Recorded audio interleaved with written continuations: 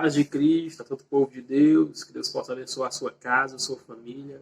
Mais uma vez estamos aqui para lecionar mais uma lição de número 9 da classe dos jovens. Estamos aprendendo o livro de Josué nesse trimestre, Tempo de Conquista, Fé e Obediência no livro de Josué. E já estamos na lição de número 9, que tem como tema hoje: os gibeonitas enganam Josué.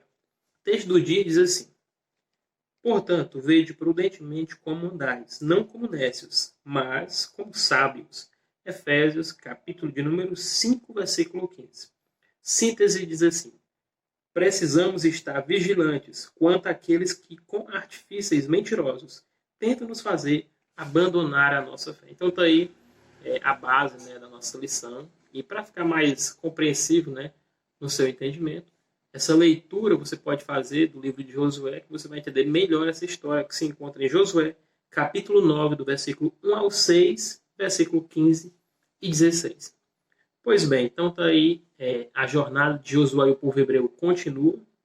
E o que acontece é que todos os povos ali que rodeavam, e estavam ali na terra prometida, Canaã, conheceu a história do povo hebreu, estavam sabendo dos feitos do Deus dos hebreus, sobre o Mar Vermelho, sobre a época do deserto, sobre o que acontecera com Jericó, sobre o que acontecera com Ai, que foi a lição passada, e agora todos eles estão com medo do povo de Deus. E o que acontece é que um certo povo, que seria a próxima, digamos assim, vítima, do povo hebreu, dá um jeito de criar algo, para que venha enganar o povo hebreu e assim se fingir de amigo e querer dar o bote. Então vai ser sobre esse povo, os gibeonitas, que traçam aí uma ideia para tentar se livrar das mãos dos hebreus. Mas Deus não deixa nada oculto, e Ele sempre mostra como o crente, como o servo de Deus deve prosseguir. Os inimigos se unem contra Israel. Então está aqui o primeiro tópico. Vamos ler agora e comentar. A inveja dos inimigos. O capítulo 9 do livro de Josué tem início com as notícias da vitória dos hebreus sobre os habitantes da terra. Diante das vitórias do povo hebreu, os reis que estavam daquém do Jordão, nas montanhas e nas campinas e em toda a costa do grande mar, se uniram para combater os hebreus. Interessante perceber que, de acordo com a história, aqueles povos não eram unidos antes. Então tá aí. Naquela rodeação ali que ficava ali, onde se encontrava a terra prometida, havia muitos povos ali, Entre eles havia os heteus, amorreus, cananeus, ferezeus, heveus e jebuseus. Pois esses nomes mesmo. Eles se odiavam entre si. Mas quando perceberam que Israel estava chegando, eles se uniram um com o outro para tentar derrubar Israel. Porque viram que Israel, aquele povo que tinha um Deus poderoso, era muito forte. Então eles tentaram armar alguma forma de tentar destruir, de parar aquele povo hebreu. Então eles se unem, tramam algumas ideias, alguns pensamentos para que venham, mesmo eles sendo inimigos, se unirem naquele momento para tentar derrubar o povo de Deus.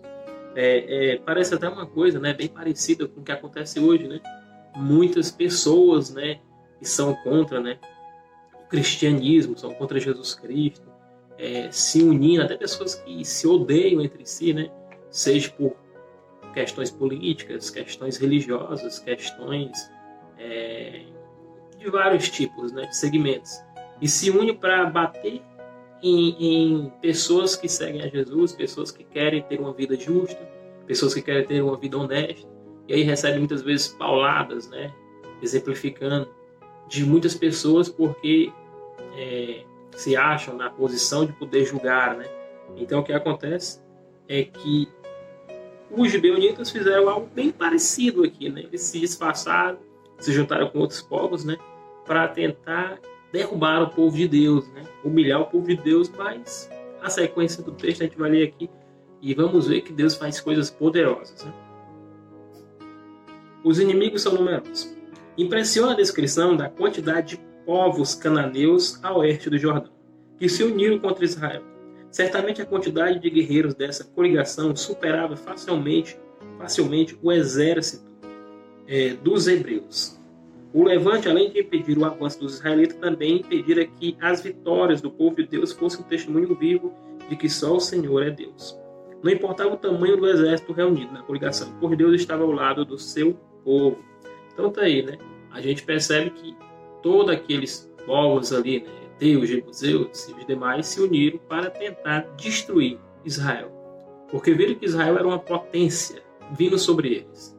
E para destruir, tentavam se unir e tentaram, né? Tentaram, mas não quer dizer que conseguiram, né? Porque o Deus de Israel estava com eles. O mal atua em várias frentes. Os cananeus se ajuntavam para combater Israel de modo ardiloso, mentiroso.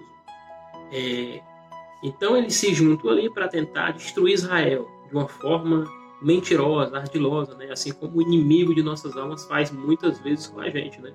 Ele trama situações, ele trama momentos e usa de mentiras para enganar muitos servos de Deus e muitas pessoas, trazendo para eles bons pratos, coisas bonitas aos olhos, né? Mas o final são morte para muitas pessoas que são enganadas pelo inimigo de várias maneiras, seja em ideologias, seja em questões espirituais também. Muitas pessoas são enganadas por coisas que o inimigo traz como verdades, né? E a gente entende que só existe uma verdade, né? A Bíblia vai dizer que conhecereis a verdade e a verdade vos libertará, João 8,32. Então, é interessante que a gente esteja atento ao que a palavra de Deus diz, porque a palavra de Deus nos informa, nos alerta, nos causa vigilância para que estarmos atentos a tudo aquilo que está ao nosso redor, porque o inimigo vai usar de tudo que ele pode para tentar derrubar e destruir o máximo de pessoas que ele puder. Tópico 2. A astúcia dos gibeonitas. Então a gente vai entender agora o que esse povo fez para enganar o povo hebreu. Os gibeonitas fizeram uma encenação a fim de seduzir o povo de Deus. Eles se disfarçaram muito bem, a ponto de enganar um general experiente como Josué. Os ardilhosos gibeonitas utilizaram um excelente figurino, uma linguagem humilde, pretensa, piedade, a melhor safra dos seus vinhos em odres velhos e remendados, e além de pão mofado. Outros itens apetitosos e valorosos de sua gastronomia. Então tá aí, né?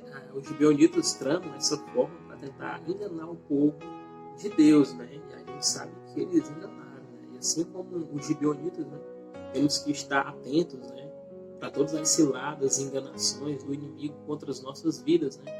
Porque temos que estar em espírito de oração, porque o inimigo está aí ao nosso redor tentando nos destruir de todas as maneiras possíveis. Então que a gente possa estar atento a todo o tempo.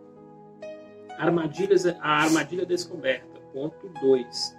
3 dias depois, os israelitas descobriram que os pretensos embaixadores de uma terra longínqua eram, na verdade, inimigos vizinhos. Então, o povo hebreu, Josué e toda aquela liderança descobriram que ali foi uma tramóia grande, né? Uma encenação, uma enganação para o povo hebreu, né? E o povo hebreu não gosta muito daquilo, né? O povo até fica irado com Josué e a liderança, mas é de se entender, né? O povo está caminhando para receber uma bênção e de repente, em um simples momento assim, tudo aquilo vai, digamos, de uma certa forma, correr risco, né? Por causa de uma união perigosa. Ponto 3. A manutenção da aliança. Josué e os príncipes da congregação, mesmo diante da ferrenha crítica do povo, não mudaram os termos da convenção de paz. Afinal, é pecado usar o nome do Senhor em vão. Então, Josué, mesmo sabendo que foi enganado, ele manteve aquela aliança, né? E não pediu orientação a Deus para fazer aquela aliança, mas com certeza agora pediria, né? Porque ele sabe que era bem sério o que acontecera. Tópico 3. Uma história de juízo e misericórdia. Quando viu que havia sido enganado, Josué ficou bravo, e naquele dia Josué os deu como rachadores de lenha e tiradores de água, para a congregação e para o altar do Senhor até o dia de hoje, no lugar que escolhesse. Tudo porque os príncipes da congregação não consultaram o Senhor. Estamos vivendo tempos difíceis e trabalhosos, em que os espíritos enganadores têm tentado destruir a igreja e a fé dos crentes, trazendo heresia, modismo e um pseudo da espiritualidade. Então, queridos, o que acontece é que Josué não quebra a aliança, mas faz com que aquele povo gibeonita se tornem escravos, né? Como diz aqui, rachadores de lã e tiradores de água para a congregação e para o altar do Senhor. Então, eles seriam servos do povo hebreu agora, né? Josué, de uma forma sábia, busca orientação e entende que precisa, né, fazer aquilo, né? Deixar o povo gibeonita como servos, né? E ao mesmo tempo que para muitos, né, pode parecer assim, não, como é que pode? Se tornou aquele povo escravo. Mas foi uma bênção para o povo gibeonita. A gente vai entender isso agora. Uma significativa mudança. Ponto 2. Os príncipes, diante da descoberta do engano, sugeriram que os gibeonitas fossem escravos de toda a congregação. Mas Josué fez uma significativa alteração e tornou-os escravos do santuário de Deus. Assim Josué, curiosamente, os puniu e ao mesmo tempo também os abençoou. Então, servos do santuário de Deus, escravos do santuário de Deus, significa que o povo gibeonita, alguns deles, né, seriam trabalhadores exclusivos, né, para o povo de Deus, para o altar do Senhor, né? Então, ao mesmo tempo que aparentemente parece ser uma maldição, é uma bênção. Porque quando a gente olha, né, a nossa vida espiritual, a gente percebe que a gente é servo de Deus, servo de Jesus Cristo. E isso é uma bênção, ser servo de Deus, né? Porque somos abençoados, né, em uma esfera que os olhos humanos até não entendem muitas vezes, né? A gente vê a sociedade passando por tantos problemas, tanta dificuldade, pessoas que têm muito dinheiro, né, perdendo a vida, se matando, sem felicidade, sem alegria, porque falta alguma coisa, né, que os servos de Deus, de verdade, né, têm. É aquilo que Paulo vai dizer em uma de suas cartas, né, a paz que excede todo o entendimento. E essa paz nos dá uma alegria, uma felicidade de viver, de saber que a vida é preciosa, saber que o Deus que criou todo o universo está olhando por nós todos os dias, todos os momentos. Então isso é muito bom. Então aquele povo gibeonita, né, Deus entendeu que eles estavam com medo do povo hebreu, né, e usou de misericórdia para com eles. Ponto 3. Bênção no lugar da maldição. Talvez a postura humilde dos gibeonitas tocou o coração do Eterno, sendo destacado para o serviço perpétuo na casa de Deus. O Senhor abençoou eles e se tornaram participantes de alguns direitos usufruídos pela casa de Levi. Assim os gibeonitas se transformaram em uma bênção para Israel. Prova disso é que no tempo de Samuel, a Arca do Concerto ficou durante décadas na cidade gibeonita de Criate Jearim. Então, queridos, aquilo que parecia ser tribulação, né, tristeza, o povo gibeonita por ser pego, né, na mentira, Deus usou de misericórdia porque olhou para o coração, né? E quando Deus olha para o coração, ele percebe apenas medo. Usa de misericórdia para abençoar aquele povo, né? Que seria servo de Deus e seria abençoado, né? Porque nós, servos de Deus, somos abençoados. Eu amo seguir a Jesus Cristo, eu amo ser servo do Senhor, porque não tem coisa melhor do que amar a esse Deus e ser amado por Ele. Então o povo gibeonita foi abençoado, foi totalmente abençoado, porque se tornaria servos do Deus verdadeiro. Não servo de Deus de pedra, de gesso, de barro, de madeira, não, mas sim servo de um Deus verdadeiro, um Deus que guia, um Deus que fala, um Deus que tem poderes, um Deus maravilhoso. Então ele seria um servo do Deus de Israel. Para finalizar, diz assim a nossa conclusão, e a gente finaliza aqui. A história do gibeonita nos ensina importantes lições. Uma delas é que jamais devemos tomar qualquer atitude sem antes consultar o Senhor. A segunda é que precisamos estar atentos às ciladas do inimigo, pois ele é ardiloso e suas mentiras podem nos impedir de herdar a terra prometida pelo Senhor, a Nova Jerusalém. Queridos, então, que Deus possa abençoar a sua vida, sua casa, sua família. Esteja aos pés do Senhor, porque será o lugar mais alto que você poderá estar em toda a sua vida. Que Deus possa abençoar cada vez mais e até a próxima lição. Que Deus abençoe a todos.